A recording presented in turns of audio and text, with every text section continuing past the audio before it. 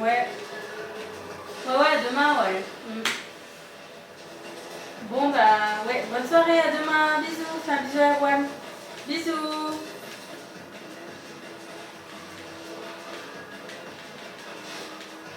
David, Ouais. t'as commencé le montage pour Hervé? Non, pas encore. Il me reste un mois, c'est bon. Hein. David, Quoi? t'as avancé le montage pour Hervé? Ouais, t'inquiète. J'ai le temps là. Hein. Il te reste 2 semaines, hein? Mhm.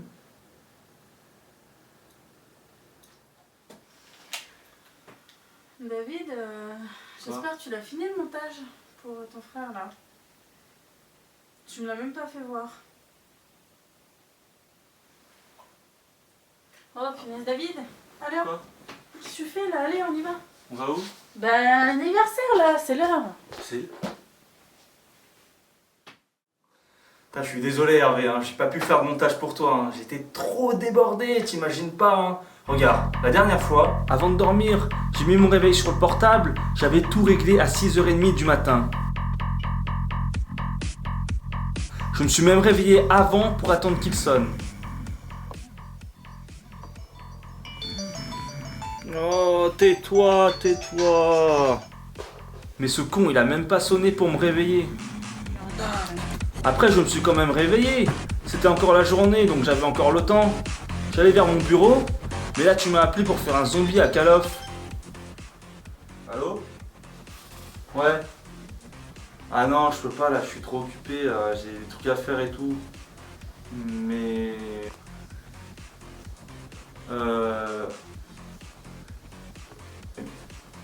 Bon d'accord, allez.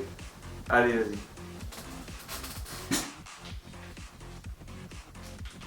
Tu vas le faire quand le montage pour Hervé au fait? T'inquiète, tout est prévu. Après tout ça, j'ai essayé de me poser pour commencer le montage, mais j'étais trop fatigué, il était trop tard. Je savais que c'était mort pour aujourd'hui.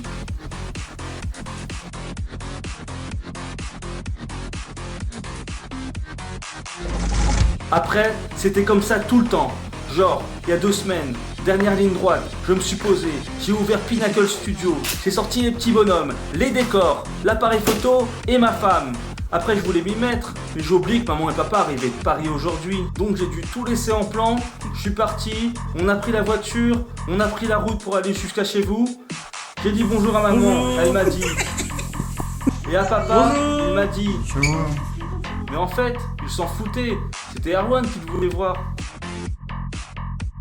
L'autre jour, pareil, j'allais me poser, et pouf, c'est l'anniversaire de notre belle maman Denise Laride. Ça va être l'heure là pour l'anniversaire à ma mère. Viens, on y va. Et après, repouf, pareil, comme par hasard, on devait partir à Marseille. David, tes parents ils nous attendent pour Marseille, hein? Et après, encore un empêchement, mon anniversaire. Allez, David, tu viens ou pas là? Il y a ton anniversaire, ils nous attendent. Bref, j'ai pas eu le temps de te faire un montage. Et tu vas faire quoi du coup? T'inquiète, tout est prévu. J'en profite quand même pour te souhaiter un joyeux anniversaire, parce que ça fait quand même 30 ans que t'es né, hein. Ouah, 30 ans! Ça en fait des années, hein. T'imagines? Avant t'étais un petit bout de chou. Comme ça. Ou comme ça. Ou comme ça. Ou celle-là. Enfin, non, on va pas montrer les parties intimes de mon frère quand même, on va s'arrêter là, hein. Ah, t'étais bien tout seul au début, hein. Le petit bébé à sa maman, le petit enfant unique, la petite star de la famille. Bah après, je suis arrivé. La version finale HD remasterisée 2.0. Bah toi du coup, t'es devenu la petite version 1.0, la petite bêta test, hein. N'empêche, on s'entendait bien tous les deux, hein. Et comme disait maman, ah c'est rare d'avoir toujours des enfants qui t'entendent toujours bien. Mais ce qu'elle savait pas de notre petite maman, c'est que c'était toujours moi qui faisais les concessions. Ah tiens, par exemple, quand on jouait à la chaise électrique. Bah devinez qui se faisait tout le temps attacher? Ben c'est moi. Et cette histoire de fleurs qui poussent quand t'avales un noyau, hein. Bah j'avais avalé un noyau et tu m'as fait croire qu'il y avait une fleur qui allait pousser sur ma tête. Et puis après t'avais dessiné une fleur sur Tigrou dans mon livre Winnie l'ourson. Et j'ai pleuré. Et j'ai pleuré.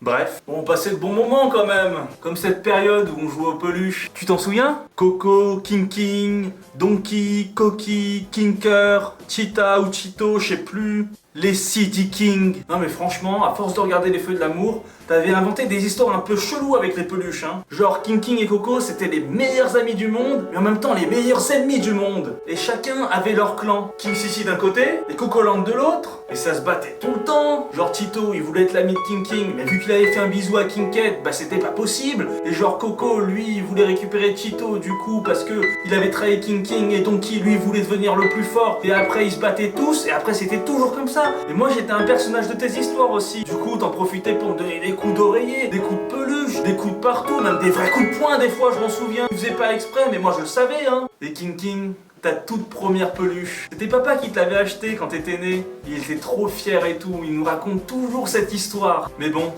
je comprends pourquoi maman l'avait jeté un jour. Bon, je pense qu'elle devait avoir peur de nous voir encore à notre âge avec nos peluches. Je pense qu'on est d'accord pour dire que c'est les plus beaux parents du monde. Bon, je pense qu'on est aussi d'accord pour dire qu'on a bien subi l'éducation asiatique de nos parents, hein. Faut savoir que dans l'éducation asiatique, les études c'était hyper super important. Et donc pour qu'on travaille bien, tu t'en souviens des méthodes de papa? Les pinces à linge? Mais c'était quoi cette idée? Ça fait super mal! Et vu que t'avais mal, tu faisais encore plus mal tes exos. Et vu que tu faisais mal tes exos, tu devais mettre encore plus de pince à linge.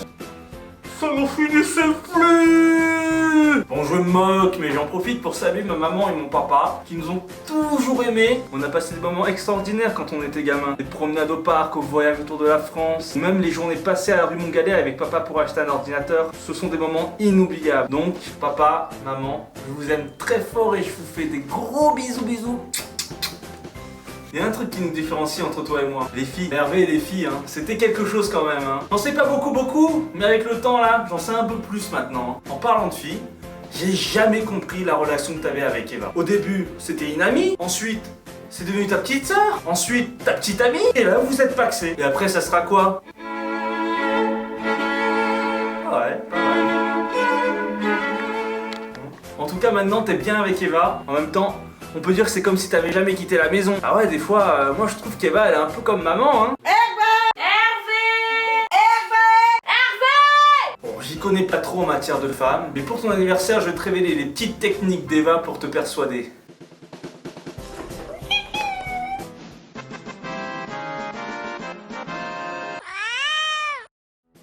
Hervé, fais-le et je te gratte le dos.